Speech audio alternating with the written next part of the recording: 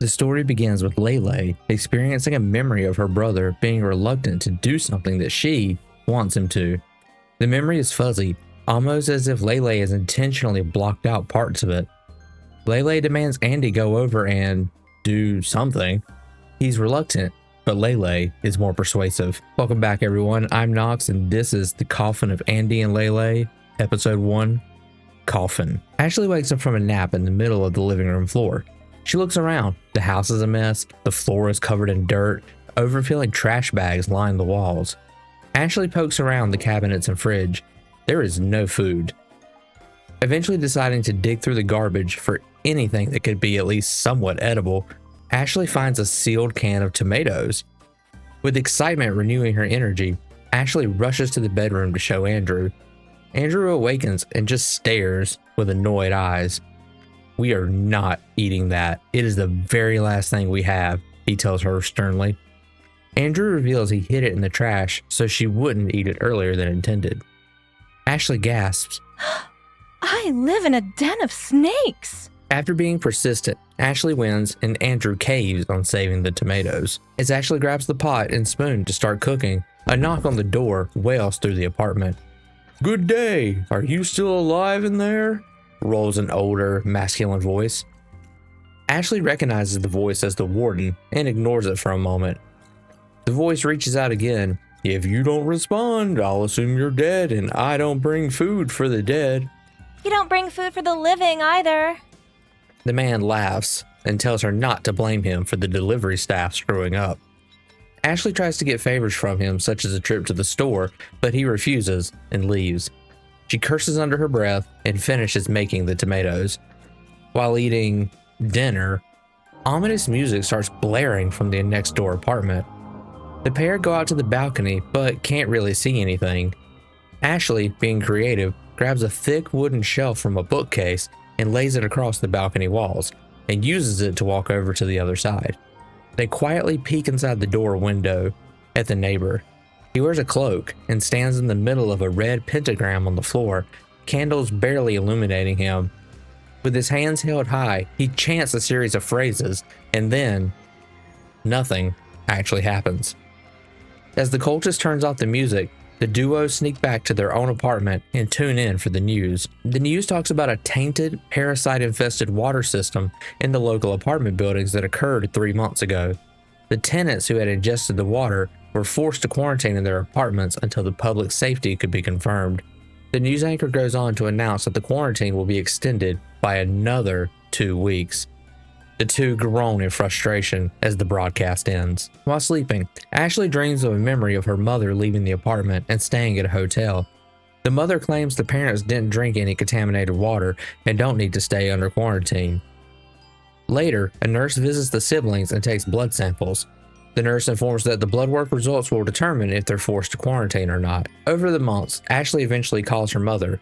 However, the mother acts exhausted with Ashley and refuses to believe that the staff isn't bringing any food to them. The mother then tells her not to call again because she's not going to answer. Ashley wakes up and, to waste time, proceeds to clean up the apartment a little bit. That night, Andrew and Ashley watch the news again. It mentions the people in the quarantine homes have told loved ones about supply shortages and missed deliveries, and that it's been taken care of. The news departs with a reminder not to go to the apartments for any reason. The pair sigh at the obvious lie, as they are still hungry and without food. Ashley dozes off on the couch for the night. Ashley is awoken by Andrew on the phone and pretends to continue sleeping. The conversation sounds upsetting, and Ashley deduces that Andrew and his girlfriend have a breakup. He slams the receiver down in annoyance. Ashley acts as if she'd just woken up and asks who was on the phone. Andrew expresses annoyance at her inquiry because it should be obvious why they just broke up. Ashley jests, but Andrew simply walks out of the balcony dismissingly. The next day, Ashley finds Andrew on the balcony again, watching someone from the building being loaded onto an ambulance. The duo wonder if she was actually helped or already dead.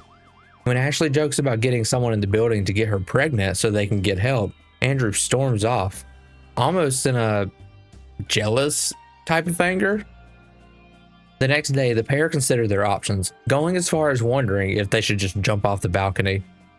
Suddenly the music starts again, but this time they hear the roaring of something angry, almost unworldly. They immediately go to peek and see a strange blob of darkness with many eyes talking with the cultist. The entity demands an offering, and when the cultist provides nothing, the entity takes his soul and vanishes. The siblings confer with each other, taking a moment to figure out if that was real, and decide to go in and check on things. If anything, he may have something to eat. They break in and find the cultist dead on the floor. Their conversation starts out as a simple observation, then how they can't actually eat him because it would be a crime and wrong. Before they realize, they've already succumbed to considering eating the dead cultist and start looking for tools to get the job done. Andrew is in a panic over the idea, but Ashley is rather nonchalant. Andrew begins chopping off his limbs and stashing his torso inside a freezer. Ashley returns to their own apartment with the limbs and begins cooking one of his arms. They settle at the dinner table. Ashley begins eating without much hesitation. Andrew starts, but being on the verge of throwing up, he manages to keep it down.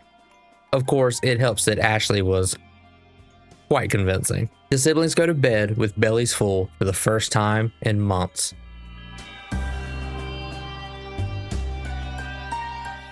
Ashley dreams again of herself as Leyley and Andrew as Andy, their childhood nicknames for each other. Leyley tells Andy about a girl who likes him at school. Leyley claims Andy as her brother and no one else's, and they should teach this girl a lesson. Leyley declares she's going to lure the girl to their old warehouse play spot and lock her in a crate through the night. When Andy expresses hesitation, Leyley proves to be quite verbally persuasive.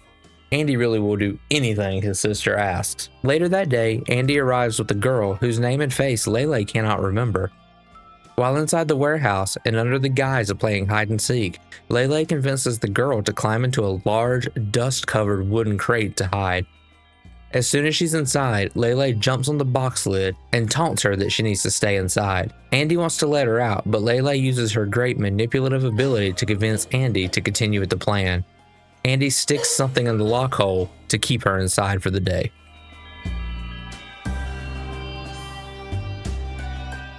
Ashley is awakened to Andrew freaking out over mutilating the corpse and eating his body. They conversed about how they really had no other option, and they need to keep what they did a secret to avoid trouble once the quarantine lifts.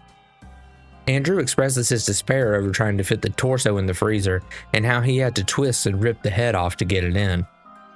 Ashley reveals through her tough and carefree demeanor, she gets by because she compartmentalizes everything. When she calls him Andy, he gets upset, telling her he has told her to stop calling him that. The pair share memories for a while and talk, their energy returning now that they actually ate something.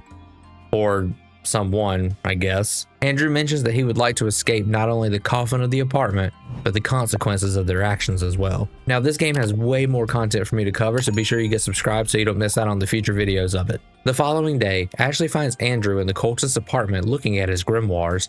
He makes notes that the cultist was rather successful until he lacked an offering for the demon, and that this could be useful in escaping. Unfortunately, it looks like the ritual requires a human offering. While looking at the grimoire and the ritual notes, the warden knocks at the door. The pair look at each other slowly, a pact of quietness in their eyes. When no one answers the warden, they hear him use a radio. One of my guys isn't answering. I think the weird one died. He was just a B-type anyway. Confusion approaches their faces at this. B-type, they wonder about. The warden slowly walks away. They immediately panic and realize they need to clean up everything and hide the evidence. Andy runs to their apartment to stall the warden while Ashley cleans as much as she can. After a bit, Andy's attempts to stall the warden any further fail, and the warden starts back to the cultist's apartment. Ashley, hearing him mess with the door, jumps into a storage closet. The warden sighs, evidence pointing to a suicide. He looks around and eventually opens up the closet to find Ashley. Before he can react, Andrew appears behind him with a cleaver and strikes him several times.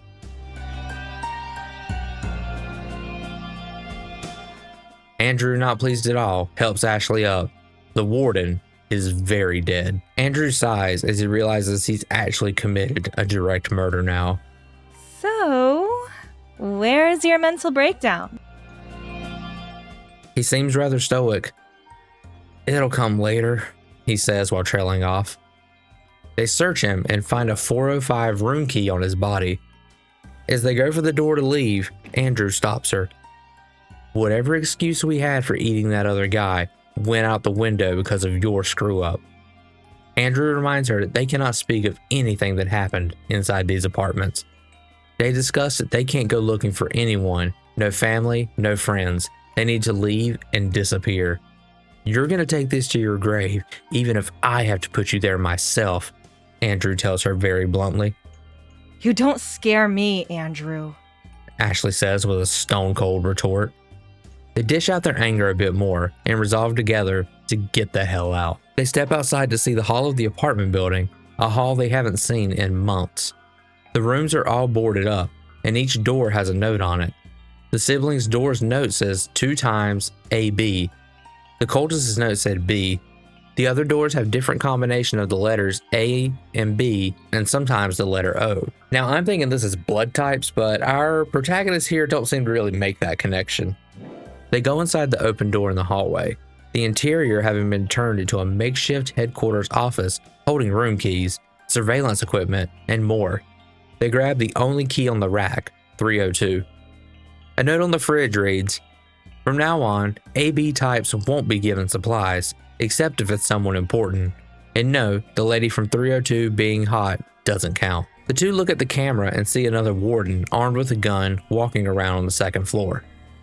Using a stairwell key, they descend to the 3rd floor and decide to peek in the room mentioned on the notice. Inside, a young woman sits on the bed playing video games, her countertops loaded with fresh food. She yells at them and screams when they come inside. She refuses their help, revealing that she gets free food and to play games all day long by sleeping with the wardens every now and then.